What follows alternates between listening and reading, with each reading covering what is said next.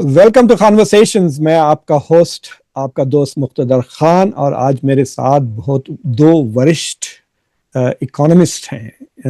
I don't no Hindi में क्या कहते हैं इकोनॉमिस्ट को। अर्थशास्त्री। अर्थशास्त्री। अच्छा, तो अर्थव्यवस्था के एक्सपर्ट्स मेरे साथ हैं। They are very prominent economist of India. They have long term international and domestic experience भी है। और आज हम एक बहुत ही छोटी सी चीज़ पे बात करेंगे, लेकिन है वो बड़ी पटाखे वाली बम कह सकते हैं आप। है तो छोटी सी बात, लेकिन उसका असर बहुत बड़ा है। अगर आप खड़े हुए हैं तो बैठ जाइए। तो सदमा भी हो सकता है। खुद मुझे बड़ा धक्का लगा कि this is has long term implications. For example, जब मैंने पहली बार ये खबर पढ़ी, मुझे एक्सपेक्टेशंस थी, क्योंकि अगर आपको याद है we have talked about this, Santosh और आमिर के साथ हमने बात की थी कि इंडिया की जो इकोनॉमिक डेटा है उसका बेस ईयर 2011-2012 है और काफ़ी पुराना हो गया था वो। So we had talked about it, but लेकिन जो मुझे पहला ख्याल आया, ये खबर जो आज मैं शेयर करने वाला हूँ और डिस्कस करेंगे हम, कि क्या इससे भारत का विकसित भारत का goal has been move further away from 2047। तो ये सवाल है। तो बेसिकली मैं विदाउट डिलेइंग, खबर ये आई है कि जो नया तरीक़े कार से भारत अब कैलकुलेट करता है अपना जीडीपी, उसके मुताबिक आपके लिए 3 धक्के हैं। एक धक्का ये है कि भारत की जीडीपी अब $4 ट्रिलियन से कम है। It is about $3.9 trillion. ये एक फर्स्ट न्यूज़ है। दूसरी खबर ये है कि इंडिया की जो पर कैपिटा जीडीपी है वो भी गिर गई है, बिकॉज के जीडीपी गिर गई है। आबादी तो हर सेकंड बढ़ रही है इंडिया की। सो ये मेरे मोनोलॉग शुरू होने से और मेरा मोनोलॉग ख़त्म होने तक इंडिया की जीडीपी पर कैपिटा और थोड़ी कम हो जाएगी, बिकॉज इतने सारे बच्चे पैदा हो जाते हैं इंडिया में। So that is the second thing. और जो थर्ड इशू है, which is also very important, कि Bharat is not and was never the 4th biggest economy in the world. हम तकरीबन 1 साल से जो भारत का ग्रोथ नैरेटिव है और भारत की जो ग्रोथ स्टोरी है, उसके बारे में बार बार हम ये कह रहे हैं कि India is the 4th largest economy now after US, China और जर्मनी। अगर हम परचेजिंग पावर पैरिटी में लेते हैं तो भारत तीसरे नंबर पे आता है, चाइना, अमेरिका और फिर इंडिया। लेकिन अब पता चला कि अभी भी जापान भारत से आगे है and India has not overtaken Japan. तो ये तीसरी इशू है। तो मैं थोड़ा सा, अगर आप मुझे और 1-2 मिनट देंगे, तो मैं ये डेटा ज़रा के एक दो, ये मैंने ये देखिए डेटा जो बता रहा है, ये अगर आपको चार्ट नज़र आ रहा है हमें। हाँ, तो ये जो चार्ट है ये बताना चाहता हूँ, size of Indian economy smaller than existing estimates. तो इसमें जो ऑरेंज कलर है वो पुराना स्टैंडर्ड्स के मुताबिक है, और जो ब्लू है वो करंट है। सो जो एक्चुअल जीडीपी इंडिया की अब है गोइंग फॉरवर्ड, वो ब्लू कलर में है। तो आप देख सकते हैं कि कितना वो श्रिंक हो गया है। तो 3% डिक्लाइन हुआ है in the total GDP estimate of India. और अगर आप पर कैपिटा देखें तो ये एवरेज इकोनॉमी है। पहले अगर जनवरी में अगर किसी इंडिया से कोई पूछता कि भाई इंडिया की क्या है पर कैपिटा, तो वो कहते हैं 2,51,000, 251,390 कुछ है। लेकिन अब वो जाके 10,000, 8,000 से कम हो गई है, 243,180 हो गई है। तो per capita income has reduced by 8,000 rupees per annum. और Santosh, Aamir, to me it was very troubling, क्योंकि इंडिया की जो मीडियन इनकम है पर मंथ वो 8,000 रुपये है। तो it was kind of like trend. तो ये कैसा हुआ sir? Without anything, it's like a जादू, लाइक मैजिक की तरह, नेगेटिव मैजिक की तरह सडनली एक नंबर 4.5 कह रहे थे, $4.3 ट्रिलियन से फिर सडनली 3.9 कैसा हो गया? संतोष जी, आपसे शुरू करते हैं, फिर आमिर के पास आता हूँ।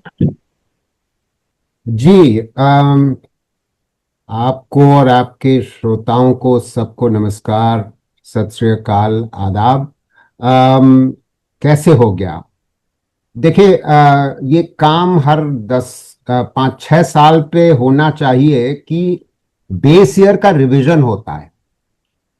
तो बेस ईयर अब जो है वो अब 22-23 हो गया है, 20-22-23। और इससे पहले था 11-12। तो जो जी पुरानी सीरीज अभी तक चली आ रही थी वो पुराने बेस ईयर पे थी। अब वो 22-23 पे है। तो ये जो आपने कमी दिखाई है, ये कमी आपने केवल 4 साल के लिए दिखाई है। और अभी इन्होंने कमी जो आई है उसको केवल 4 साल के लिए ही प्रोजेक्ट किया है। प्रोजेक्ट किया है, निर्मित किया है, बैककास्ट किया है। जी और ये संभावना है कि इस साल के अंत तक ये और पीछे तक लेकर के जाएं। तो एक तो कारण यही है कि सीरीज का बेस ईयर रिवाइज हो गया। दूसरा एक कारण ये भी है कि कंज्यूमर प्राइस इंडेक्स जो इस्तेमाल किया जाता है उसका भी बेस रिवीजन हुआ है, बेस ईयर रिवीजन हुआ है। वो पहले वो भी 11-12 हुआ करता था, क्योंकि हाउस होल्ड कंजम्पशन एक्सपेंडिचर का इस्तेमाल होता था 11-12 के। और उसके बाद पहला जो हाउस होल्ड कंजम्पशन एक्सपेंडिचर हुआ है सर्वे, वो 22-23 में हुआ है। तो इसलिए उन्होंने 22-23 का इस्तेमाल किया। इन दो वजहों वजहों से आप ये देखते हैं कि क्योंकि जाहिर है कंजम्पशन एक्सपेंडिचर कुछ तो बढ़ा है, मगर वो जाहिर है सीपीआई यानी कि कंज्यूमर प्राइस इंडेक्स भी बढ़ा है। तो इन दो कारणों से, एक सीपीआई के रिवीजन और दूसरा आपका बेस ईयर रिवीजन, इनकी वजह से। और इन वजह से ये हुआ है कि our GDP is now more realistic than it has been so जी फार। इस पे हम थोड़ी और चर्चा करेंगे। हालांकि मैं एक बात और कह करके अपनी बात खत्म करूंगा, जिसमें आमिर भी आ जाएं इस चर्चा में। एक मुद्दा जो अभी तक रहा है 2016 के बाद, आ, उस उसका कोई निवारण नहीं किया गया। उसके संग जो उसकी वजह से जो एक ग्रोथ रेट बढ़ी हुई लग रही है, उसका इलाज अभी भी नहीं किया गया। वो कौन सा बड़ा मुद्दा है? 2016 में इसलिए कह रहा हूं कि उसी साल में डिमोनेटाइजेशन हुआ था, नोटबंदी हुई थी। और नोटबंदी का बहुत भयंकर असर, और फिर उसके बाद 6 महीने बाद जीएसटी का एक badly design, poorly planned GST को लागू करने के बाद ग्रोथ रेट्स वैसे ही कम हुई थी। और उनका एक असर बड़ा जबरदस्त नकारात्मक अनऑर्गेनाइज सेक्टर पे था, असंगठित क्षेत्र पे, इनफॉर्मल सेक्टर पे। और वो अभी तक, तब 2016 तक जो डेवलपिंग कंट्रीज में नॉर्मली ये होता है कि ऑर्गेनाइज सेक्टर की ग्रोथ को प्रोजेक्ट कर दिया जाता है, उसको प्रॉक्सी मान लिया जाता है असंगठित क्षेत्र के लिए, अनऑर्गेनाइज से। मगर अगर आप पुराने प्रॉक्सीज का इस्तेमाल कर रहे हैं, जैसे पुराने प्रॉक्सीज का इस्तेमाल सीएसओ निरंतर करता रहा है और अभी भी कर रहा है, उससे आपको यह लगता है कि ग्रोथ रेट बढ़ी हुई है। इसका निवारण अभी भी नहीं हुआ है। अच्छा। तो इस पे आगे हम चर्चा कर लेंगे, मगर मोटी बात यह है कि ग्रोथ रेट गिरी है, इस वजह से लेवल गिरा है, जो आपने बहुत सुंदर ढंग से दिखाया। जी। जी आमिर, और ये जो बात संतोष जी कह रहे हैं उससे एक चीज ये है कि जिस तरह से भारत की सरकार ने इसको प्रेजेंट किया, उन्होंने कहा कि हमने डेटा रिवाइज कर दिया जिसके वजह से इंडिया की ग्रोथ रेट बढ़ गई है। एक्चुअली 7.8% वो बता रहे हैं ग्रोथ रेट, जिसकी आप अभी एक्सपोज कर रहे थे उसकी fundamental flaw. Aamir, how do you see this? तो सुधर, मैं जो एक बात अंडरलाइन करना चाह रहा हूँ, बिकॉज संतोष ने बहुत वाज़ेह तौर पे बताया है कि क्या हो रहा है। एक चीज जिसकी मैं याद दिला दूं आप सब लोगों को, वो ये कि 2012 में, यानी 14-15 साल पहले, हमारा रैंक वो जो है तीसरा हो चुका था। और तब जी से हम तीसरे रैंक पे हैं। ये कौन से रैंक पे हैं हम तीसरे? इसको कहते हैं जीडीपी बाय पर परचेज पावर पैरिटी। जी तो because of the lower cost, जो जो हमारे जो बुनियादी कॉस्ट होते हैं वो चूंकि कम है। जैसे आप अगर डेलावेयर में किराया देते हैं तो मैं उसका एक 10वां हिस्सा देता हूँ। यहाँ पे हम दोनों प्रोफेसर हैं, लेकिन मेरे कॉस्ट जो है वो बहुत कम होते हैं। मेरे पास 6-7 नौकर काम करते हैं, आपके पास पता नहीं कितने, लेकिन जी हाँ लेकिन मैं वो अफोर्ड कर यू सकता विश और हूँ। ही विशेस। जी हाँ जी हाँ तो वो जी इस वजह से कि हमारी हमारी दरें कम है हर चीज। उस मेयार से अगर हम कैलकुलेट करें तो हम तो 15 साल पहले हम तीसरी इकोनॉमी हो चुके थे। अब ये बात इसलिए हजम नहीं होती क्योंकि ये तो पिछली गवर्नमेंट के दौर में था, जी हाँ तो इसलिए उसको करेक्ट करना जरूरी है। दूसरी बात ये कि हम 2007 में ही हम लोअर इनकम से मिडिल इनकम में आ गए।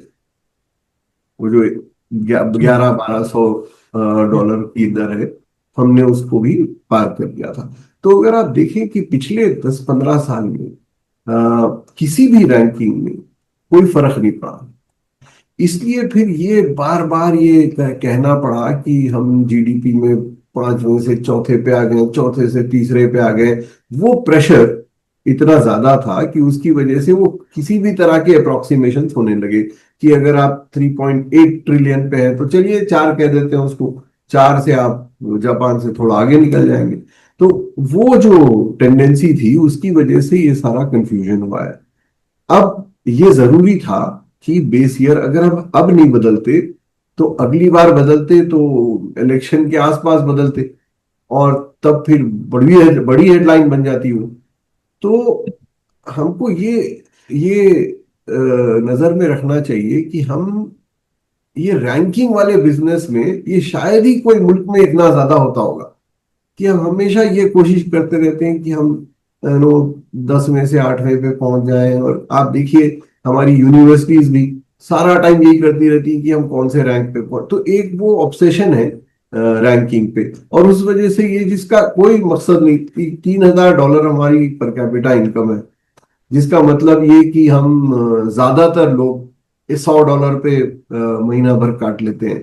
तो एक एक ऐसी कंडीशन जिसमें ज्यादातर आबादी गरीब है, किसी भी मेजर से, अगर आप वो $1.9 वाला भी मेजर लें तो आप देखिए कि 50-60% आबादी उससे कम है।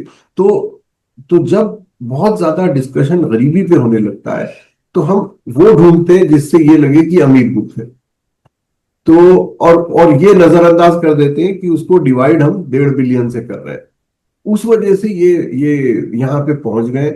इसका कोई खास मकसद नहीं है। बात ये तय है कि इंडिया में थोड़ी बहुत ग्रोथ रही है, जो कि पिछले 10-12 साल से बहुत टेपिड ग्रोथ रही, ज्यादा स्पेक्टेकुलर ग्रोथ नहीं रही। और उसकी बेसिक वजह ये रही कि हमारी कंजम्पशन जो है, जो हम खरीदते हैं, उसकी रफ्तार कम हो चुकी है। और उसकी पर रफ्तार इसलिए कम हो चुकी क्योंकि ज्यादातर लोग अब भी ग्रोसरी और फूड और खाने पीने की चीजें खरीदते हैं। यस मित्र। लेकिन अगर अगर गोइंग बाय दैट आर्ग्यूमेंट, तो एक बात तो ये सही है ना कि आज से 15 साल पहले India was may be the 10th biggest economy, और अब इट हैज नॉमिनली आप कहें तो it is now the 5th biggest economy. वो तो बनी है ना, बर्तानिया से तो बड़ी हो गई, फ्रांस से तो बड़ी हो ही गई है।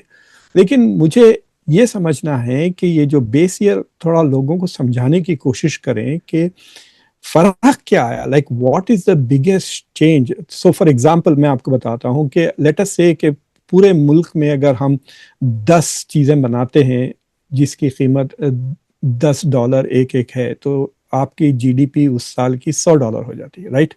$10 की आपने 10, और अगर अगले साल उसकी कीमत $12 हो जाती है तो आपकी जीडीपी सडनली 120 हो जाती है, and you look as if you have a 20% growth. तो वो हम कहते हैं कि that is not real GDP, क्योंकि वो इन्फ्लेशन के वजह से है। जी तो जो रियल जीडीपी का कैलकुलेशन करते हैं हम, उसको नॉमिनल जीडीपी में से इन्फ्लेशन का जो उसको क्या कहते हैं, सेपरेट डिफ्लेटर्स का इस्तेमाल करके वी गो। तो अगर आप 2012 का बेस ले रहे हैं तो ये डिफ्लेटर्स पे क्या असर होता है, मतलब डिफ्लेटर्स डिफ्लेटेड हो जाते हैं, that's why the GDP looks much higher. Santosh ji, you want to take it?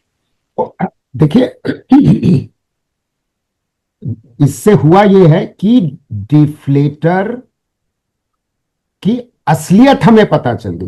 दिक्कत ये रही थी कि अभी तक नॉमिनल और रियल में 11-12 के बेस ईयर पे नॉमिनल और रियल में अंतर, जो फर्क था, वो इतना कम रह गया था कि ये विश्वास काबिल बात नहीं कि नॉमिनल और रियल में इतना कम फर्क हो सकता है, क्योंकि कभी ऐसा नहीं हुआ। तो आप पलटवार सरकार ये करती थी कि देखिए हमने तो इन्फ्लेशन रेट गिरा दी। अरे इन्फ्लेशन रेट आपने गिरा दी है भाई, मान लिया, मगर आपने इन्फ्लेशन रेट, आरबीआई हमको बता रहा है कि इतनी भी नहीं गिरा दी है कि वो अंतर नॉमिनल और रियल की जीडीपी की फर्क में केवल आधा परसेंटेज पॉइंट हो। आधा परसेंटेज पॉइंट कभी नहीं रहा है, और ये हम पिछले कई सालों से हाल में देख रहे हैं कि वो नॉमिनल और रियल का फर्क केवल आधा परसेंटेज पॉइंट। तो ये अंतर जो आया डिफ्लेटर में, ये सीपीआई के रिवीजन से आया सर। तो जब सीपीआई का रिवीजन हुआ तो देखिए बेस ईयर के रिवीजन और सीपीआई का मिला जुला मिश्रित असर है ये कि जीडीपी का गिरना। उसको सेपरेट आउट तो जिन्होंने ये एक्चुअली एस्टिमेट किया है वही आपको बता सकते हैं कि इसका कितना असर है, उसका कितना असर है। मिला जुला असर है जिसके बारे में, क्योंकि वो रॉ आंकड़े तो हमारे सामने नहीं है ना। तो मोटी बात ये आपके श्रोताओं को समझना आवश्यक ये है कि the composition of the consumption has changed and the prices of different products have changed at different levels, and all of this, ये सारी चीजें अभी पुराने बेस ईयर पे, पुराने प्राइस लेवल पे रिफ्लेक्ट नहीं हो रही थी डिफ्लेटर पे। अब डिफ्लेटर रिफ्लेक्ट कर रहा है, तो वो ये भी रिफ्लेक्ट कर रहा है कि हाँ इन्फ्लेशन रेट कम है पुराने जमाने के मुकाबले, मगर इतनी भी कम नहीं है। और जब असली डिफ्लेटर को आप इस्तेमाल कर रहे हैं तब पता चलता है कि जीडीपी ग्रोथ रेट जो इस 4 साल के दौरान रही है वो उतनी बढ़ी हुई नहीं है जितनी क्लेम की जा रही है। मतलब क्या हुआ?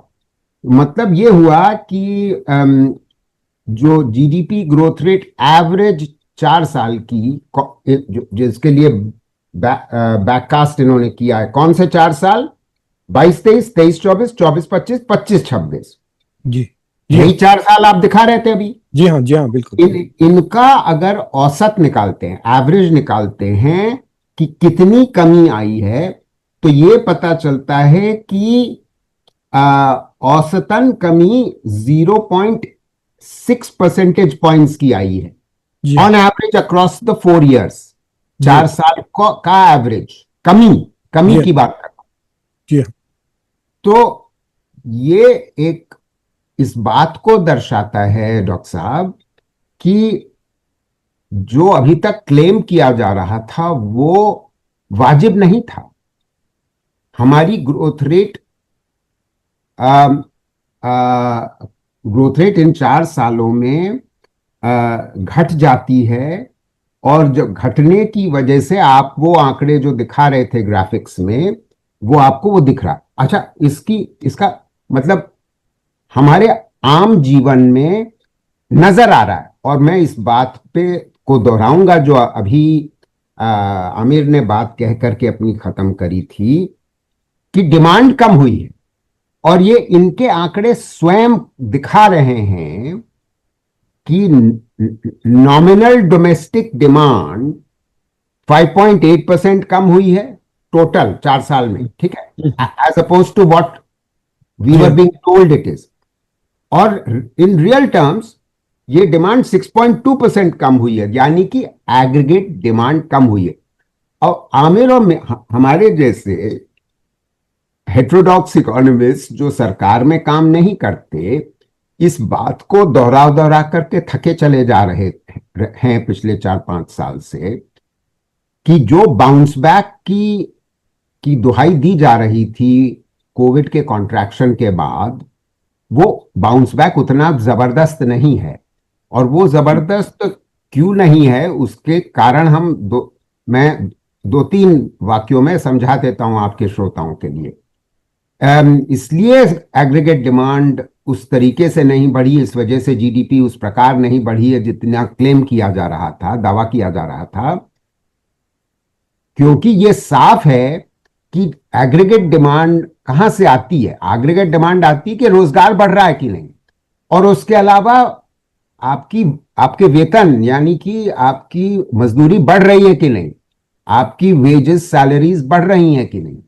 तो भाई रोजगार जिस तरीके से बढ़ना चाहिए और जितनी मांग है उतना बढ़ नहीं रहा, और उसकी वजह से वेजेस नहीं बढ़ रही, न संगठित क्षेत्र में न असंगठित क्षेत्र में। इसका मिला जुला असर यह है कि एग्रीगेट डिमांड नहीं है। जब और जिसके आंकड़े मैंने अभी बताए, और जी जीडीपी डेटा मतलब हमको बता रहा है, जी तो इसका असर अगर ये हो रहा है कि जीडीपी गिरी है, तो हमें कतई कोई ताज्जुब नहीं होना चाहिए। एक आखिरी बात कह करके डॉक्टर साहब मैं अपनी बात खत्म करता हूं। जी इस सरकार का दावा, जिसकी ओर आमिर ने भी इशारा किया था, ये बात इनको दोहराते दोहराते ये थकते नहीं हैं कि we are the fastest growing large economy in the world. हाँ, जी जी जिसकी जी वजह से ये क्लेम हो रहा था कि हम 4th लार्जेस्ट हो गए। जी हाँ जी हाँ तो इसके बारे में 2 बातें मैं कहना चाहूँ, 2-3 बातें। एक बात तो ये कि भाई आप फास्टेस्ट ग्रोइंग लार्ज इकोनॉमी पिछले 3-4 साल से ही हुए थे, जिसके आंकड़े आप कम कर दिए गए, पहली बात। जी हाँ दूसरी बात, second fastest growing large economy तो हम 20-25 साल से हैं, क्योंकि चाइना हमसे ज्यादा तेज ग्रो करता था, हम सेकंड फास्टेस्ट ग्रो करते थे। अब चाइना ने अपनी ग्रोथ रेट गिरा ली है मजबूरियों की वजह से, उसमें नहीं जाएंगे, तो हम फास्टेस्ट पिछले 3-4 से हो गए, 3-4 साल।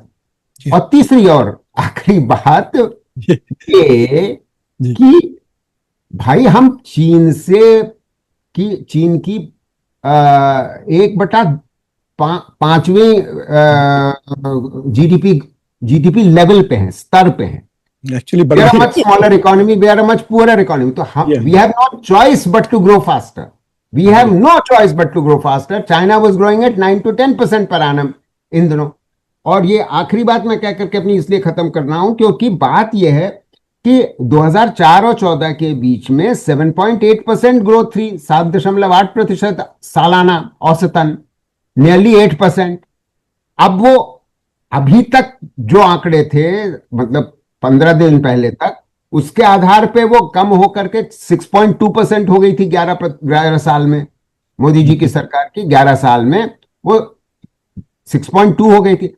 अब वो और कम हो गई है, जी हाँ जी हाँ समझ में Actually, आप, अब वो जी और हाँ कम हो गई। जी हाँ अब तो इसका अर्थ आप सब लोग लगा सकते हैं। जी मतलब it is actually coming close to what China is now, 5% के करीब आ रही है। हाँ हाँ हाँ, बिल्कुल बजा फरमा रहा। जी हाँ आमिर, मतलब if you sir, look before before जी योर हाँ क्वेश्चन, आपने कहा था कि इसको थोड़ा सा आसानी से समझा दें, तो मैं आपको एक एक मिसाल देता हूँ जी कि अगर हम पिछले साल 10 साइकिल बना रहे थे, हम्म, तो ग्रोथ रेट किसको कहते हैं कि अगर आपने पिछले साल 10 साइकिल बनाई और इस बार 12 बनाई, तो आपकी ग्रोथ रेट 20%, उसको कहते हैं जीडीपी ग्रोथ रेट। और ये सब लोगों को समझना चाहिए कि जीडीपी ग्रोथ रेट इस प्रोडक्शन का ग्रोथ रेट, वैल्यू का नहीं। आपने 10 बनाए पिछले साल साइकिल, इस बार 12, तो आपकी 20% ग्रोथ हुई है। लेकिन चूंकि आप साइकिल को यूनिट नहीं बना सकते, इसीलिए आप वो 10 साइकिल को आप रुपी में कन्वर्ट करते हो। तो चलिए, अगर आपकी साइकिल 100 रुपए की है, जी हाँ और इस साल वो साइकिल हो गई 110 रुपए की, क्यों? क्योंकि कीमतें बढ़ गई। हम्म? लेकिन आपने जो पैसे खर्च किए साइकिल बनाने में, वो पिछले साल आपने खर्च किए थे 60 रुपए, तो आपका मार्जिन 40 रुपए रहा, आप 40 रुपए कमाए। अब वो 60 रुपए की जगह, अब वो आपका जो खर्च है वो घट के 54 रुपए हो गया। क्यों घटता है प्राइस? स्टील की प्राइस कम हो जाती, तेल की प्राइस कम हो जाती, आपने देखा होगा क्रूड ऑयल ऊपर नीचे होता रहता है, बिजली की प्राइस कम हो जाती, गवर्नमेंट कुछ मदद कर देती है। तो अब क्या हुआ, आपने पिछले साल 100 रुपए की साइकिल बनाई, आपने 40 रुपए कमाए। अब वो साइकिल 110 रुपए की हो गई, तो अब आप 56 रुपए कमाएंगे उसी साइकिल पे। ग्रोथ रेट आपकी आपकी 32% हो गई। अगर आप सिर्फ वो साइकिल तो एक ही बनाई आपने, जी। लेकिन आपने पिछले सीरीज में क्या किया कि आपने सिर्फ वो 100 का 110 देखा, आपने वो 60 रुपए के 54 रुपए नहीं देखे। अब ये डबल उसमें क्या करते हैं हम कि आउटपुट की प्राइस देखते हैं और ये देखते हैं कि इनपुट कितना कम हुआ। तो अगर आपने पिछले साल भी 10 साइकिल बनाई थी और इस साल भी 10 साइकिल बनाई, लेकिन साइकिल की कीमत 110 रुपए हो गई, तो वो जो एक एक डिफ्लेटर का प्रिंसिपल था, वहां पे आपको 20-22% ग्रोथ नजर आएगी। लेकिन अगर आप वो आउटपुट प्राइस भी डिफ्लेट कर दें और इनपुट प्राइस भी डिफ्लेट कर दें क्योंकि इनपुट गिरा है, तो आपकी ग्रोथ रेट वही होगी जो होनी चाहिए। 10 cycle last year, this cycle this year 0%, तो वो 0 बताती। तो वो फर्क पड़ा है कि हम यहाँ ये देख रहे हैं कि फाइनल कीमत को क्या हुआ और इनपुट की कीमत को क्या हुआ, इसी तो वजह ये, से ये चेंज है। तो आमिर, क्या हमको अब निर्मला जी, सीतारामन जी को कंग्रेचुलेट करना चाहिए कि उन्होंने हिम्मत करके is actually giving the true picture, जैसा संतोष जी ने भी किया। We have much more realistic view of India's GDP, और एक तरह से आप कह सकते हैं we have a much better idea कि इंडियन इकोनॉमी है कहाँ, और is that going to be an issue going forward, या आप क्या समझते हैं कि ये इंडिया की आपकी इकोनॉमी इतनी रेजिलिएंट है कि it will not hurt the government या इंडिया की growth story? This is a function of your generosity. आप अगर आप जेनरस हैं तो आप कॉन्ग्रेचुलेट करेंगे, लेकिन अगर आप सीधे सीधे कहना चाह रहे हैं तो the answer is that there was कि कोई चॉइस नहीं था। अगर हम अब डिफ्लेट नहीं करते तो 2 साल बाद वो फिर बहुत ज्यादा नेगेटिव नजर आता। सी जीडीपी का मसला ये है कि लोग फाइनली तो गिनेंगे ना कि साइकिलें कितनी बनी। वही 10 की 10 है। वो जो देख रहे हैं लोग कि अच्छा भाई ये नंबर तो बता रहे हैं कि हम बहुत अमीर हो गए, लेकिन मेरे घर में तो वही जो जो फ्रिज नहीं था और जो प्रेशर कुकर नहीं था और जो एजुकेशन महंगी हो गई वो है। तो इसीलिए आप कितना पोस्टपोन कर सकते हैं उसको, उसकी गुंजाइश कम हो जाती। अब कर देना अच्छा था क्योंकि इलेक्शन दूर है, इनपुट कॉस्ट कम हो रही, तो इस वजह से अगली बार ये बेस रेट आप कम कर दें तो आगे जाके आपको इसका बड़ा फायदा हो। अब करना जरूरी था एक तरह से, और अच्छा ही किया। और शायद we should be generous and say कि हाँ, एक बोल्ड कदम लिया और अनाउंस कर दिया, वरना उसको और पोस्टपोन कर देते।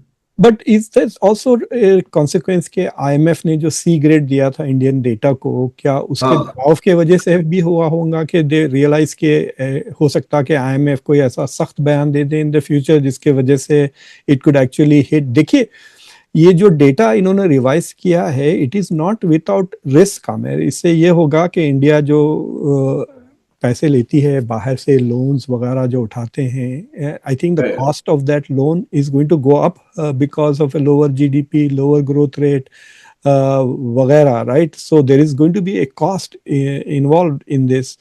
तो so is it because it was pressure from IMF, आप कह सकते हैं कि this could have? that is one thing. There is this feeling, and a lot of people have started questioning the credibility of data. Lekin I think there is another reason for that, and that is that what the double deflator does in a lot of ways, वो ये करता है कि हमारे जो दो बड़े sector है ना, सर्विस और मैन्युफैक्चरिंग, तो आप देखिए कई दिनों से हम भी बात कर रहे हैं, दुनिया भर ये कहती है कि इंडिया का सर्विस सेक्टर ग्रो कर रहा है और मैन्युफैक्चरिंग सेक्टर नीचे जा रहा है। अगर आप ये करेक्शन कर देना तो आपको समझ में आएगा कि सर्विस सेक्टर की ग्रोथ उतनी ज्यादा नहीं है जितनी हमने सोची थी, और मैन्युफैक्चरिंग सेक्टर की उतनी कम नहीं है जितनी हमने सोची थी। तो ये जो क्रिटिसिज्म था कि मैन्युफैक्चरिंग सेक्टर तबाह हो गया और डिमोनेटाइजेशन से और जीएसटी से और जनरली ऐसी स्कीम्स जिनसे जिनसे जिनसे नुकसान हुआ है, वो थोड़ा सा उसमें थोड़ी सी इज्जत आ जाती है कि देखिए मैन्युफैक्चरिंग सेक्टर की ग्रोथ 13% हो गई है और सर्विस सेक्टर की ग्रोथ तो 9%। तो एक एक बड़ी वजह ये है। और सबसे बड़ी वजह मुझे जो समझ में आती है वो ये कि अगर हम एम्प्लॉयमेंट देखें ना, जिसपे सबसे ज्यादा तनकीद हो रही गवर्नमेंट की, तो उसमें जरूरी है ये बताना कि हमारा मैन्युफैक्चरिंग सेक्टर ग्रो हो रहा है और उस वजह से नौकरियां आएंगी। सो आई थिंक ये बड़ी सारी बहुत सारी वजूहत है। टू बी फेयर, मुझे ये लगता है कि ये बात मिनिस्ट्री ऑफ स्टेटिस्टिक्स की कि देखिए ये सही टाइम है, बेस ईयर को रिवाइज करना जरूरी है।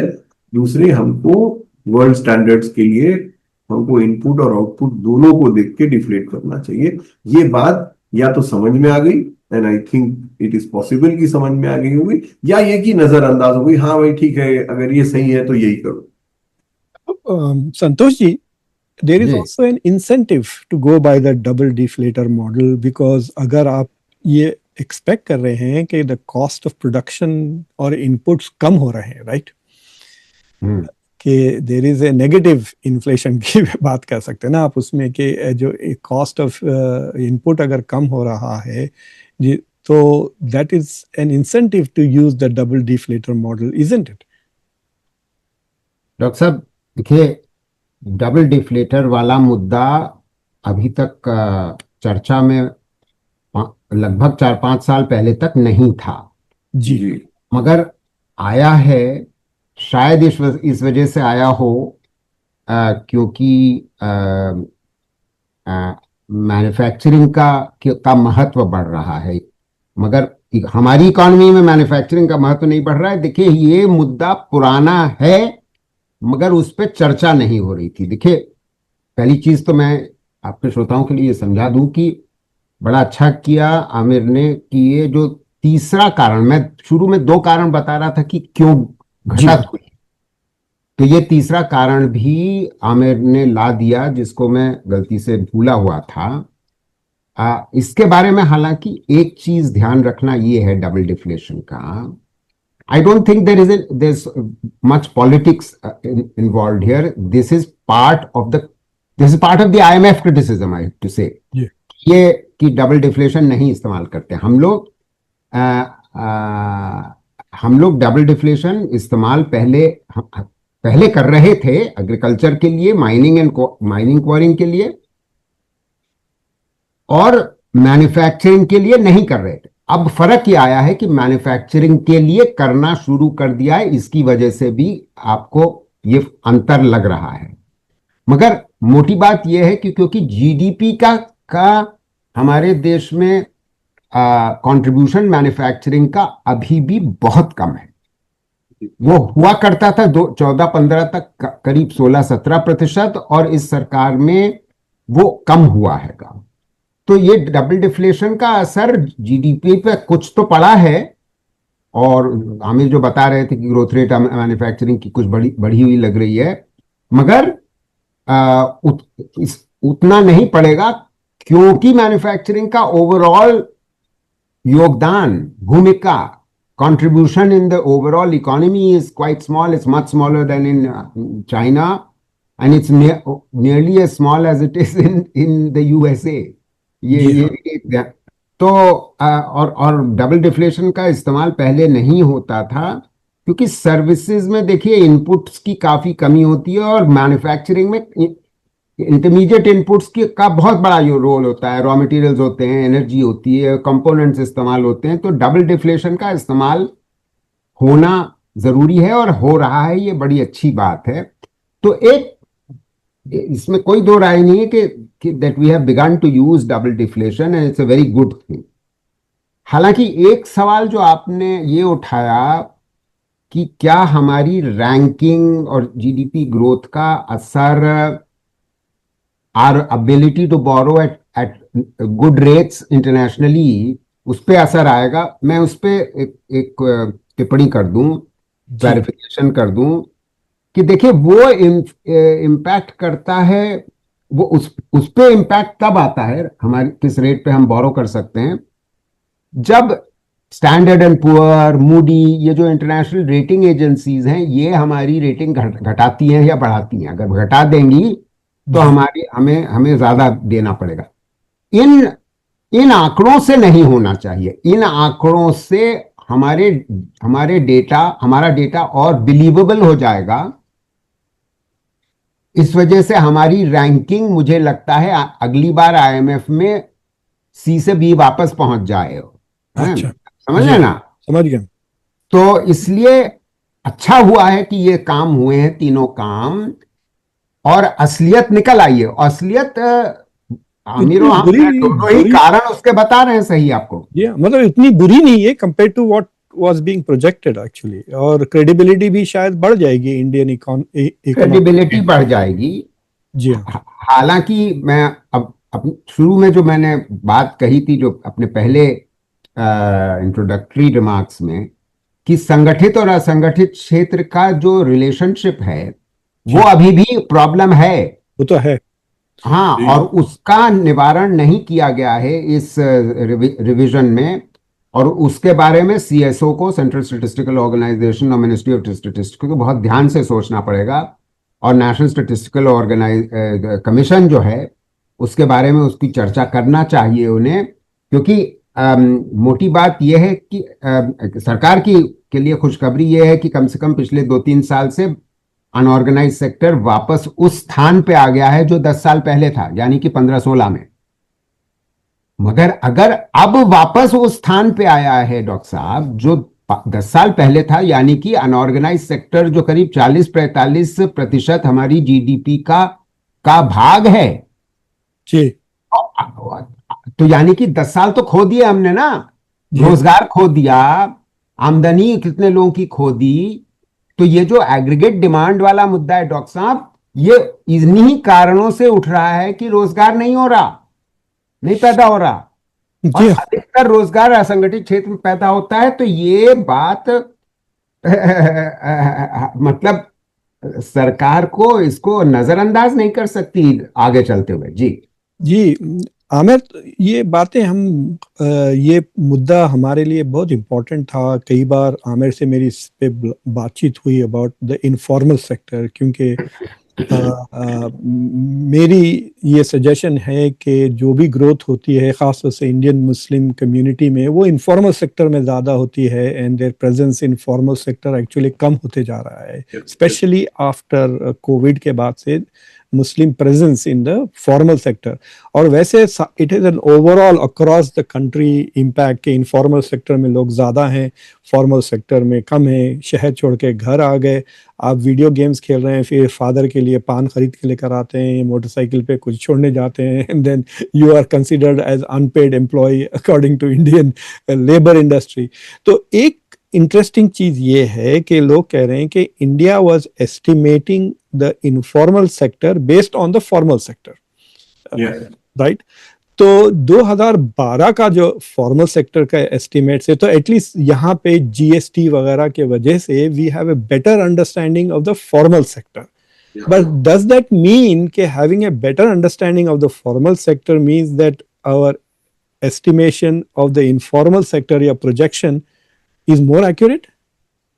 हाँ तो that is really a very important point कि हुआ ये कि पहले हम ना जब ये एस्टिमेशंस करते थे 2012 से तो इनफॉर्मल सेक्टर का क्योंकि डेटा नहीं होता था तो इस वजह से हम वो प्रॉक्सी यूज करते थे और प्रॉक्सी क्या था फॉर्मल सेक्टर फॉर्मल सेक्टर का जो ग्रोथ रेट था हम अज्यूम करते थे कि वही ग्रोथ रेट इनफॉर्मल सेक्टर का भी होगा और हम ये करते थे कि रेलवे में कितना कितना ट्रांसपोर्ट हुआ ट्रक्स कितनी बिकी कार्गो कितना आया पोर्ट में दैट वो सब हम यूज करते थे टू सी कि ट्रांसपोर्टेशन में लॉजिस्टिक्स में कितना ग्रोथ हुआ है और लेबर जो लेबर इनपुट का था कि जो सर्वे से मालूम होता था नंबर ऑफ वर्कर्स उसको लेके हम लेबर इनपुट कैलकुलेट करते थे अब दो चीजें हुई हैं। एक, 2012 का बेस ईयर ले आप,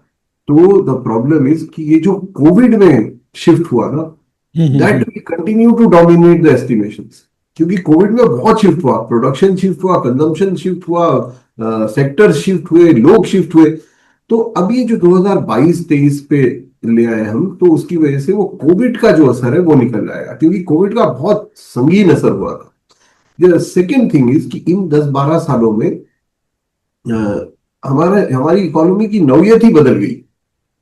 12 साल पहले कोई गिग इकोनॉमी थी नहीं, अब वो उसका बड़ा हिस्सा है हमारी इकोनॉमी में। तो और उसके नंबर, ये चूंकि ये यूआईडी और ये जो पेमेंट्स हैं फोन पे, उसकी वजह से थोड़ा बहुत डेटा वहां से आ रहा है। तो उसकी वजह से ये जो हम अब रियल डेटा यूज कर सकते हैं, वहां से वो ग्रोथ भी कैप्चर हो जाएगी। तो इसीलिए अब अब उम्मीद ये है कि ये जो बड़ा इंफॉर्मल सेक्टर है, बहुत बड़ा इंफॉर्मल सेक्टर है इंडिया का, कहते हैं कि 60% जीडीपी का, और सर्टेनली 60% एक्सपोर्ट का, इसका इसका मेजरमेंट अब ज्यादा साइंटिफिक हो जाएगा, क्योंकि अब हमारे पास ये सारी डेटा सोर्सेज हैं जो हमें प्रॉक्सी से हटा के रियल डेटा पे ले आती। तो हाँ, तो इन्फॉर्मल सेक्टर घटा नहीं, इन्फॉर्मल सेक्टर मजबूत हो गया है, लेकिन उसका कंट्रीब्यूशन अब हम सही तौर पे मेजर कर सकते हैं। तो इज इट पॉसिबल टू से कि क्योंकि हम फॉर्मल सेक्टर को लेकर इनफॉर्मल सेक्टर को एस्टिमेट कर रहे थे, क्या Indian projection of GDP was actually underestimating the size of the economy by underestimating the size of the informal economy? No, it's other way around, sir. Yeah, it could work both ways. Exact opposite. जी। You see, मैं उसका कारण मैं पहले hint कर रहा था। Sorry Aamir, नहीं, सही, आपने सही कहा। जी जी। मैं इसमें देखिए ये समझाने की कोशिश कर रहा हूं कि हर विकासशील देश में इनफॉर्मल सेक्टर होता है और फॉर्मल सेक्टर होता है। उसी, चाहे टेक्सटाइल्स ले लीजिए, उसमें फॉर्मल भी होता है, इनफॉर्मल भी होता है। तो ये हर विकासशील देश की मजबूरी होती है कि प्रॉक्सी इस्तेमाल किया जाता है। फॉर्मल को की ग्रोथ रेट को सही मान के उसी को प्रॉक्सी मान लिया जाता है कि उसी रफ्तार पे टेक्सटाइल्स जो इनफॉर्मल सेक्टर में वो ग्रो करें। ये एक बना बनाया सेट, एक proxy over a period of time निकल के आता है जो स्टैटिस्टिकल ऑर्गेनाइजेशन इस्तेमाल करती रही। अगर वो रिश्ता, मतलब इनफॉर्मल और फॉर्मल सेक्टर के बीच का जो रिश्ता है, उसके रिलेटिव ग्रोथ के का जो रिश्ता मैं कह रहा हूं, वो अगर बना रहता है, कोई बड़ी भारी भयंकर उथल पुथल एक सेगमेंट में नहीं होती, तो ठीक है, जो स्थिति 2016 तक थी। मगर 16 में वो स्थिति बिल्कुल बदल गई डॉक्टर साहब। किस तरीके से बदल गई? डिमोनेटाइजेशन का असर असंगठित क्षेत्र पे, इनफॉर्मल सेक्टर पे कहीं ज्यादा हुआ, फॉर्मल पे नहीं हुआ। वही असर जीएसटी पे का हुआ, इनफॉर्मल पे नकारात्मक असर और फॉर्मल पे उतना नहीं हुआ। और वही असर कोविड इत्यादि का हुआ इनफॉर्मल से। तो यानी कि करीब 10 साल हमारा इनफॉर्मल सेक्टर इस ट्रेजेक्टरी में था।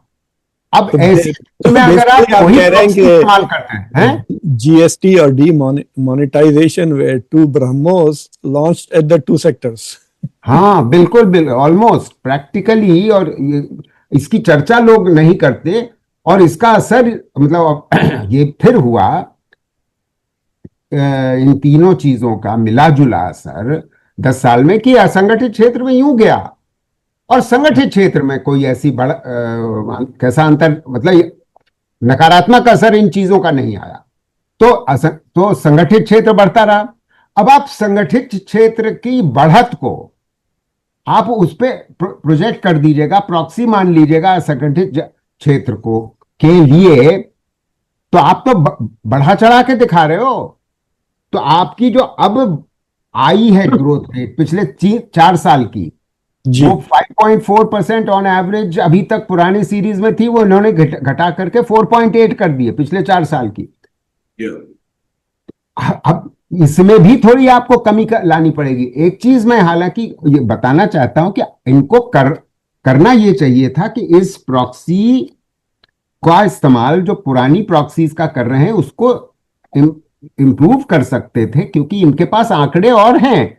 सिर्फ इस वजह से नहीं है क्योंकि आमिर, जैसे आमिर बता रहे थे, सही बता रहे थे कि इतना लोग आधार की वजह से आदान प्रदान कर रहे हैं यूपीआई का इस्तेमाल करके, मतलब पैसा देते हैं छोटी छोटी दुकानें भी इनफॉर्मल सेक्टर में। ठीक है, वो रेडी वाला भी और सब्जी वाला भी आपसे पैसे कैश में नहीं लेता, वो आपसे यूपीआई में पैसे खोंचे वाला भी ले लेता है।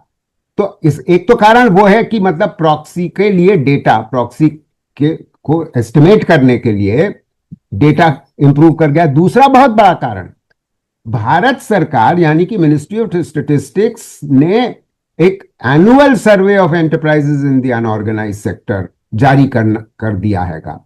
तो ये 21-22 में शुरू हुआ, उसके बाद हर साल हो रहा है और उसका भी इस्तेमाल हो सकता है। कम जब आप जीडीपी को आप रीएस्टिमेट कर रहे हैं तो उसका इस्तेमाल करना चाहिए। वो अभी तक हुआ नहीं है। मुझे लगता है कि ये अगर ये करना शुरू करेंगे तो उम्मीद है, संभावना है कि ये इसमें और रद्दोबदल आए। जी एक एक क्विक सवाल है आमिर या संतोष दोनों कि ये एक बार बार मैं कभी कभी इकोनॉमिस्ट से सुनता हूँ कि इंडिया का कंज्यूमर डिमांड की जो ग्रोथ है वो इज वेरी लो, 4-4.5% ही है। तो अगर कंज्यूमर डिमांड लो है तो फिर GDP growth how can it be higher than the demand? ये कैसा समझने की कोशिश करें हम लोग? हाँ, तो आई मीन इसका इसका एक एक जवाब ये है कि there is a overall tepid consumption growth. Consumption growth जो आम आदमी का है वो स्टैग्नेट हो गया। और वो क्यों स्टैग्नेट हुआ? जैसे संतोष ने कहा, बड़ी बड़ी वजह वेजेस और रोजगार। तो अनएम्प्लॉयमेंट है, तनख्वाहें नहीं बढ़ रही है। वो आपने वो मशहूर एग्जाम्पल सुना होगा कि जो बड़ी कंपनियां हैं हमारी, विप्रो, टीसीएस, इंफोसिस, अगर आप उन सब का पिछले 10 साल का एम्प्लॉयमेंट देखें तो उन्होंने पिछले 10 साल में 14 नई नौकरियां दी है। तो 3 बड़ी कंपनियां मिलके the net is 14 new jobs. और पिछले 10 साल में जो तनख्वाह 2014 में थी नॉमिनल 3.5 लाख रुपए साल, वही आज भी है। तो कंजम्पशन कहां से होगा? तो कंजम्पशन हो कहां से रहा है? कहां पे ये जीडीपी बढ़ी? कंजम्पशन वो जो 100-150 मिलियन अमीर लोग हैं वहां पे हो रहा है। तो कंजम्पशन, उस किस्म का consumption, luxury consumption, big SUV consumption, बड़े फ्लैट्स का कंजम्पशन, वो तो बहुत बड़ा, और उसी वजह से ये you see this growth rate. But overall consumption growth rate is small. मैं बस एक और चीज जो बताना चाह रहा था, वो जो हम पिछली बात कर रहे थे, तो ये इनफॉर्मल सेक्टर का ना एक बड़ा जो चेंज आया है वो ये कि अब गवर्नमेंट ये समझने लगी है कि ये जो हम डेटा कैप्चर कर रहे हैं यूडीआई से, ये इससे हम हर चीज का हल कर लेंगे। और ये थोड़ा खतरे से खाली नहीं है, क्योंकि अगर हम सिर्फ वो पेमेंट्स लेके उससे हम कैप्चर करें कि इनफॉर्मल सेक्टर कितना ग्रो है, इनफॉर्मल सेक्टर है कितने, तो देर वो थोड़ा गड़बड़ है वहां पे, क्योंकि you can make serious mistake. क्योंकि इनफॉर्मल सेक्टर अब भी आधी जीडीपी इनफॉर्मल सेक्टर से आती है। तो और इनफॉर्मल सेक्टर का कंजम्पशन जो है वो उसमें कुछ कुछ चीजों में ग्रोथ ज्यादा होगी, जैसे ये गिग और ये फूड एस्टेब्लिशमेंट्स, इनकी ज्यादा होगी, लेकिन उमूमन वहां पे कंजम्पशन लो रहेगा। अगर आप ये काउंट करते हैं ग्रोसरी एंड फूड, उसका कंजम्पशन तो होगा ही ज्यादा, क्योंकि गरीब मुल्क है। गरीब मुल्क में ग्रोसरी फूड का कंजम्पशन ज्यादा होगा। तो वो that will be captured and that will reflect a higher growth than otherwise. तो मैं जरा थोड़ा सा टॉपिक चेंज करना चाहता हूँ। आपने देखा होगा कि इंटरनेशनल मीडिया ने इसको काफ़ी कवर किया है, खास तौर से जापानीज मीडिया, जापान टाइम्स वगैरह में काफ़ी आर्टिकल्स आए, because they were celebrating the fact कि India has not yet overtaken Japan. लेकिन वो इस बात का भी इकरार कर रहे थे कि जापान की ग्रोथ रेट सिर्फ 1% है। लेकिन वो ये बात पे काफी एम्फसाइज कर रहे थे कि इंडिया का रुपया गिर रहा है और जापान का yen is becoming stronger vis-a-vis dollar. तो उससे ये होगा कि फॉर एग्जांपल अगर देखिए पिछले 24 घंटे में इंडिया की रुपी हैज फॉलन बाय अबाउट 1%, 1.5% गिरी है। और अगर ये जंग चलते रही, वो G7 ने जो रिलीज किया है स्ट्रेटेजिक सप्लाई ऑफ ऑयल, उसके वजह से तेल की कीमत एकदम 119 चलेगी थी, फिर वापस 90 पे आ गई है। लेकिन अगर वो फिर 90 से 100 आके वहां रुक जाती है तो आई थिंक रुपये की भी कीमत vis-a-vis dollar will go down, जिसके वजह से automatically GDP in dollar terms कम लगने लगेगी, राइट। रुपयों में तो उतनी ही रहेगी, बट तो मुझे ये पूछना था आप लोगों दोनों से कि ये जो हम परचेजिंग पावर पैरिटी पे जो एडजस्ट करते हैं इकोनॉमी को बार बार, तो how accurate is the use of PPP, especially in a country जिसका economy is nearly 20-25% based on trade and it is a net importer। तो मतलब कि which is a better way of estimating the health of the economy? Is it purchasing power parity या using the nominal GDP? I will let Santosh go first. Okay, देखिए इसमें कोई भी दो राय नहीं है कि परचेजिंग पावर पैरिटी कहीं बेहतर है। जी हाँ, क्योंकि 17,000 मैं कहते हैं। उदाहरण, हाँ इसका मैं उदाहरण आपको देकर करके आपके श्रोताओं को समझाता हूं। जी।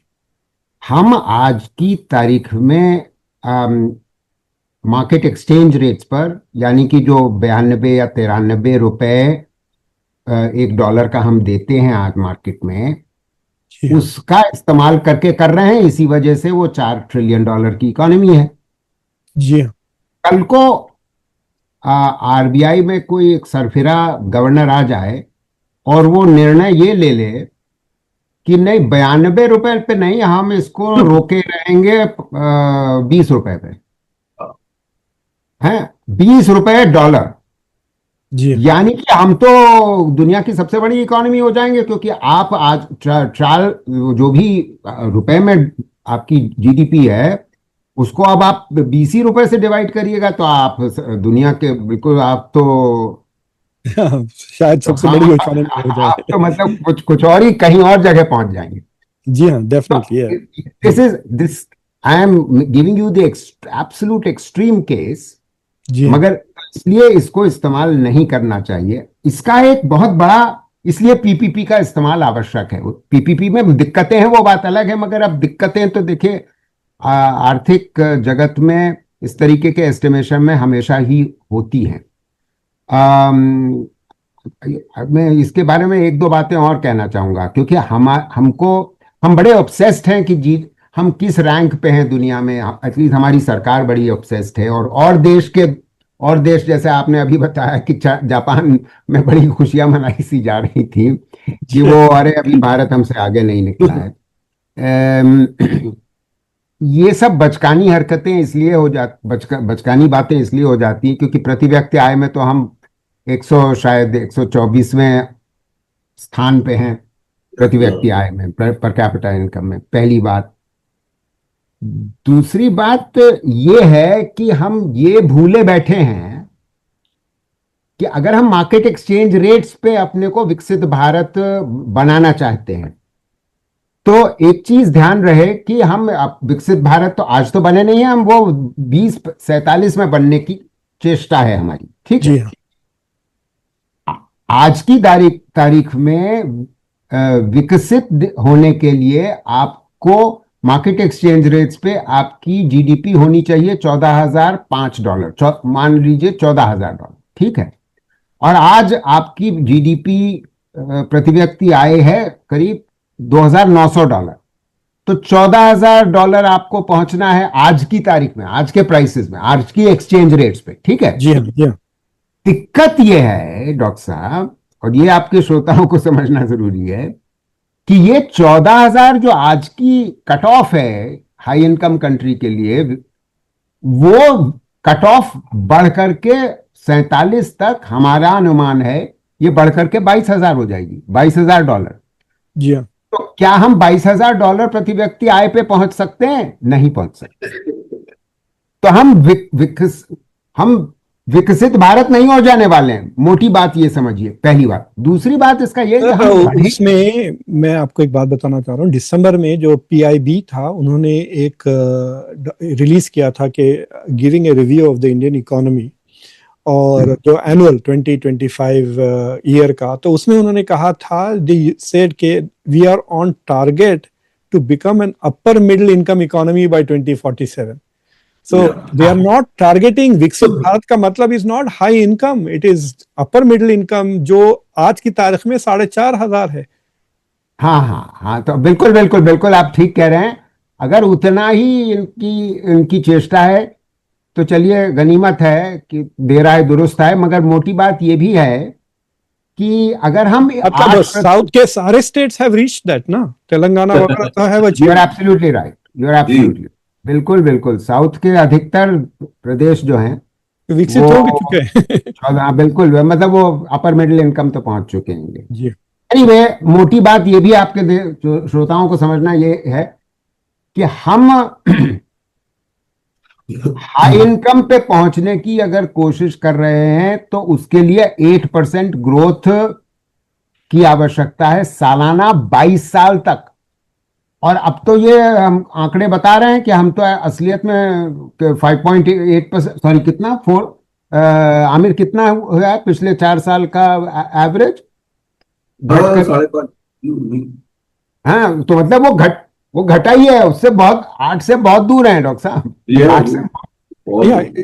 इट इज बेसिकली, जो मैं वनडे क्रिकेट का मिसाल देता हूँ कि भाई आपके पास रह गए हैं 22 over, and to hit the target you need to make 8 to 9 run पर ओवर, और हर साल जब when you don't hit it, 8 run नहीं बनाए तो फिर वो रिक्वायरमेंट बढ़ते जाता है। So that is the best way to understand this situation 2047। Very good, very good. तो आमिर, एक इंटरेस्टिंग सवाल है, आई डोंट नो आपने होमवर्क किया या नहीं, मैंने एक इकोनॉमिस्ट का आर्टिकल भेजा था आप दोनों को। तो it is such a condescending article, जो at the end of it मुझे ऐसा चिढ़ आई वो पढ़ के। वो कह रहा था कि ठीक है आपकी जीडीपी बढ़ रही है, ठीक है आपकी जीडीपी पर कैपिटा भी थोड़े लोग, लाइफ इज गेटिंग बेटर, लेकिन आपके पास पेवमेंट भी नहीं है रोड पे चलने के लिए। तो इसलिए जब भारतवासी जिनके पास थोड़ा बहुत पैसा आ गया है, जब वो बाहर जाते हैं एंड मिडिल इनकम इकोनॉमीज को जाते हैं, मिसाल के तौर पे उन्होंने इकोनॉमिस्ट ने एग्जांपल दी वियतनाम, थाईलैंड और उज्बेकिस्तान का। जैसे कि जब ये comparative, which India probably looks down on these countries ना, कि ये हमसे छोटे हैं या हमसे कमजोर हैं, but when they go there they are stunned as to how they are able to have a better quality of life, cleanliness in the cities, pavements वगैरह। मतलब how are they so better organized than India if their economies are not the fastest growing economies, इतनी slow growth हो रही है। तो ये जो paradox है कि इंडिया की जीडीपी बढ़ रही है, जीडीपी पर कैपिटा भी बढ़ रही है, लेकिन वो क्वालिटी ऑफ लाइफ में नजर आ रहा है या नहीं, दैट इज द क्वेश्चन।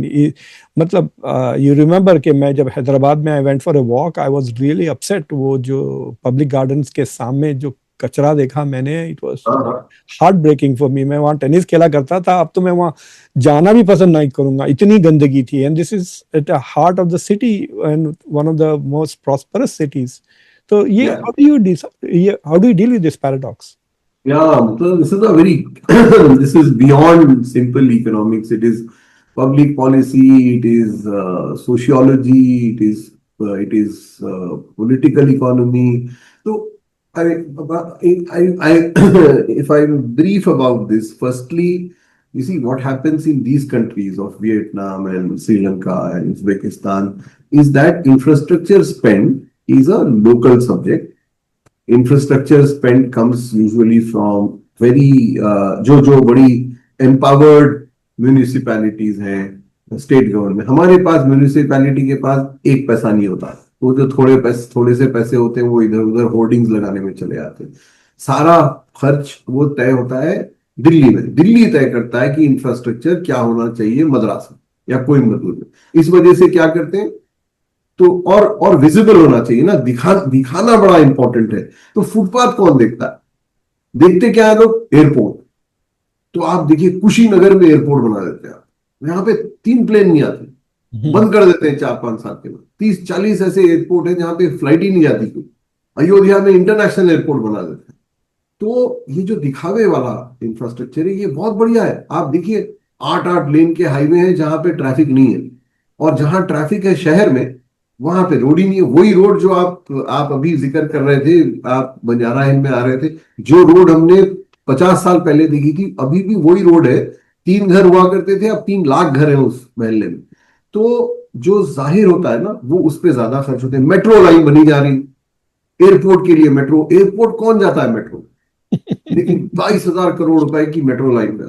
तो इसीलिए आपको जो दिखता है जब आप पैदल चलते हैं, द कचरा and the metro and the footpath, वो नजर नहीं आता। लेकिन अगर आप अपनी बड़ी सी गाड़ी में अपने अपने वो गेटेड कम्युनिटी से एयरपोर्ट जाए तो आपको कुछ नजर नहीं आएगा। एयरपोर्ट बहुत शानदार है और बहुत सारी फ्लाइट्स हैं। सो दैट इज द ये फर्क ये है, सेंट्रलाइज्ड एक्सपेंडिचर उन चीजों पे जिसको देखा जाता है और जिसकी तारीफ होती है। एक और बात ये कि ये जो आप पैदल चलने की और गंदगी की बात करते हैं ना, तो ये तो हमारे पास ये डिसाइड होता है कास्ट से। आप अपर कास्ट हो और आप अमीर आदमी हो तो आप पैदल थोड़ी चलेंगे। तो वो जो गरीब होती है वो चलती है पैदल, उसको क्या जरूरत है? उसको आप क्यों बनाएंगे फुटपाथ और क्यों सफाई करेंगे? और सफाई करने वाला लोअर कास्ट होता है तो वो उसको आप 300 रुपए देते हैं महीने के अपने घर का कचरा साफ करने के लिए। उनको क्या इंसेंटिव है? कैसे होगा? तो जो जो फोकस है हमारा वो इन चीजों पे। वो जो नई नई दौलत आ जाती है ना, तो नई दौलत को दिखाना ज्यादा जरूरी होता है, वही हम कर रहे हैं। संतोष जी, परचेजिंग पावर जी। पैरिटी और ये जो पर कैपिटा जीडीपी की बात करते हैं उसके मुताबिक तो भारत अभी भी गरीब मुल्कों में ही आता है। वेदर ह्यूमन डेवलपमेंट इंडेक्स वगैरह की हम बात लें तो क्या हम कह सकते हैं कि इट इज लाइक सेइंग कि मैं तो गरीब हूँ, मैं पान का डब्बे पे काम करता हूँ, मेरी बेगम भी गरीब है, सब गरीब है, लेकिन हमारा बच्चा क्रिकेट बहुत अच्छा खेलता है। So we talk only about that one thing that we are doing well. और क्योंकि भारत के पास ये 2 आंकड़े are something that we can talk about in global terms के fastest growing economy, 4th biggest, 3rd biggest, 5th biggest, तो इस वजह से this is actually preventing a serious discussion about India's economy, ऐसा लगता है आपको? बिल्कुल बिल्कुल, बहुत आपने 100% बात सही कही और बड़ी पते की बात आपने कही है। ये बहुत दुखदाई स्थिति है, क्योंकि अगर हम इन्हीं चर्चाओं में हमारा मीडिया, हमारी सरकार, हमारी बड़ी बड़ी जो राजनेता हैं वो इसी तरीके की चर्चाओं में फंसे रहेंगे और हम देश को फंसाए रहेंगे, तो जो असली मुद्दे हैं जिनकी चर्चा आमिर ने अभी करी कि स्वास्थ्य की क्या स्थिति है, शिक्षा की क्या स्थिति है, कुपोषण की क्या स्थिति है, हमारी सड़क पे जो चलने की जगह है जिसकी अभी चर्चा की गई, इन सब देख, एक अगर अंतर्राष्ट्रीय आंकड़ों में ही हम गिनना चाहते हैं तो हम अपने को याद दिला लें कि इसी मापदंड पे जीडीपी पर कैपिटा में ही हम 124वें स्थान पे हैं दुनिया में। दूसरी बात, अगर हम ह्यूमन डेवलपमेंट इंडेक्स, जिसकी फिर आमिर ने चर्चा करी थी, बहुत जरूरी, आपने अभी कर रहे कि स्वास्थ्य, शिक्षा, रोजगार, आमदनी, इन तीनों चीजों को मिला जुला करके आप एक मापदंड बनाते हैं, उसका नाम है ह्यूमन डेवलपमेंट इंडेक्स। और ये लगभग 35 साल से चला आ रहा है अंतरराष्ट्रीय स्तर पे। तो उस मापदंड को देखते हुए तो हम अभी 130वें स्थान पे हैं दुनिया में। तो जी उसकी इन चीजों की चर्चा हमें करनी चाहिए। और ये जो होड़ है कि हम तीसरी और चौथी और पांचवी बन रहे हैं, ये इस तरीके की चर्चा देखिए 10-11 साल पहले तक, जब तक ये सरकार नहीं आई थी, तब तक नहीं होती थी। और ये सरकार इन चीजों की चर्चा इसी वजह से कर रही है, क्योंकि ये ज्यादा, जिसे कहते हैं, सेक्सी लगता है और ध्यान भटकाने वाली बात है। पूरी तरीके से ध्यान भटकाने वाली बात है, क्योंकि असलियत ये है कि इस सरकार ने स्वास्थ्य, शिक्षा और कुपोषण पे अपना ध्यान हटा लिया है, और सिर्फ ये दिखाना चाहती है कि हम इस आंकड़े पे पहुंच गए, हमारा कैपिटल एक्सपेंडिचर 10-11 लाख करोड़ हो गया। अरे भाई, उससे रोजगार बन रहा है कि नहीं? अगर आपने ऐसे एयरपोर्ट बना लिए जिनमें आपको फिर 2 साल बाद आपको उन एयरपोर्ट्स को बंद करना पड़ता है, या आपने ऐसे बड़ी बड़ी एक्सप्रेसवे बना लिए जिसमें 1 मिनट में शायद 10 गाड़ियां केवल जाती हैं। मतलब मैं जितनी बार अपनी हाईवेज और एक्सप्रेसवे जो 4 लेन इधर और 4 लेन उधर उन पे जाता हूं, तो मैं देखता हूं कि मतलब हमारे इर्द गिर्द गाड़ियां ही नहीं है, क्योंकि वो टोल वे की वजह से, है ना। देखिए, आमिर आमिर भी बिल्कुल सर हिला रहे हैं कि मतलब ये क्या स्थिति है। मतलब आप अमेरिकन हाईवे पे जाते हैं तो वहां बैक बम्पर टू बम्पर होता है। जी तो जी क्या आप मतलब तुलना कर रहे हो कि हमने इतनी सड़कें बना डाली इतने समय में, इतनी वंदे भारत चालू कर दी? अरे आम आदमी के लिए ट्रेन तो आपने बढ़ाई नहीं है। जी मोटी बात यह है, वंदे भारत हमारे और आमिर के लिए, और डॉक्टर साहब जब अमेरिका से आते हैं तो उनके लिए तो है कि नहीं? तो ये एक मानसिकता है डॉक्टर साहब।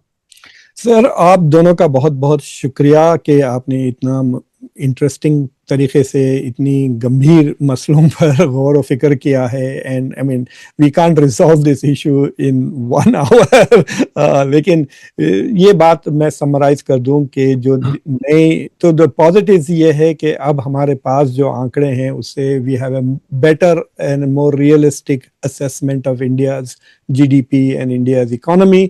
और जो बुरी खबर उसमें से ये आई है कि India was actually never the fourth biggest economy, और it is now still the fifth biggest, और जापान अभी भी 4 हो सकता है 2026 या 27 के आखिर तक हम ओवरटेक कर लेंगे जापान को इंशाल्लाह। But other than that I think the good news is के we have a more realistic understanding informal sector का भी, फॉर्मल सेक्टर का भी, ग्रोथ का भी। लेकिन बात तो यही है कि अल्टीमेटली हम एक ऐसे ऐसे आंकड़े के बारे में इतना वक्त गुजारे हैं जिस is not worth it actually. हाँ, दैट इज द पॉइंट। और जो असल मुद्दे हैं, जो एजुकेशन का, हेल्थ केयर का, एम्प्लॉयमेंट का, वो उससे डिस्ट्रैक्ट कर रहा है ये number. I think it is hiding the fact कि we need to worry about employment. और एम्प्लॉयमेंट भी जो फॉर्मल सेक्टर में नहीं है, so there is a problem with welfare. मतलब इट्स लाइक सेइंग कि जब लोग रिटायर होंगे आगे जाके there is no safety net for them also. तो ये सारी चीजें हैं and we are not able to have. But anyway, doctor Santosh Mehrotra, doctor आमिरुल्लाह Khan, आप दोनों का बहुत बहुत शुक्रिया फॉर कमिंग टू कॉन्वर्सेशंस। और जो लोग देख रहे हैं प्लीज चैनल को सब्सक्राइब करें, वीडियो को लाइक करें, बेल आइकॉन जरूर दबाएं और इस वीडियो को दूसरों के साथ जरूर शेयर करें।